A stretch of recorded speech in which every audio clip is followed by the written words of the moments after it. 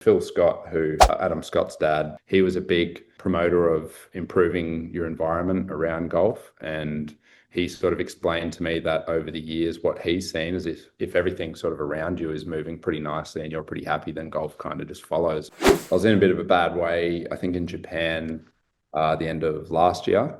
It's funny, actually. I was sort of in a position where for a couple of years it had been a little bit lackluster in Japan. It was a little bit difficult to adjust to, I guess, new systems post-COVID in Japan. It was just a perfect storm of a bunch of different things. It definitely started to weigh on me towards the end of last year, and felt like my game wasn't too bad, but I just couldn't produce anywhere near my best.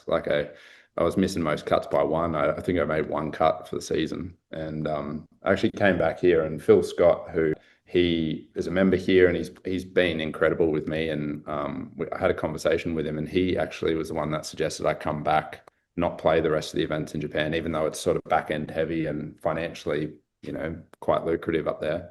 To come back and play the Aussie Tour and try and get one of the DP cards. It was a bit of a tricky one because when you've played for, I don't know, 75% of the season and you're probably at least 100K in the red for the year, it's pretty hard to say, I don't want to play those 2 milli events. I just want to come back and play some different ones. So it was a hard decision to make from a financial standpoint, but and it's a little bit risky too, because you're pretty much forfeiting your Japan Tour card. You're not even going to try and fight for it, I guess. And that was hard for me because I sort of felt like I was giving up a little bit. But Phil really convinced me that it was the right move for me, and that it was going to allow me to, I guess, I was backing and saying to myself that my game was in a far better place than what the results were suggesting. And he just said, well, if that's the case, just back it and just see what you can do. So I came back to Australia, and my goal was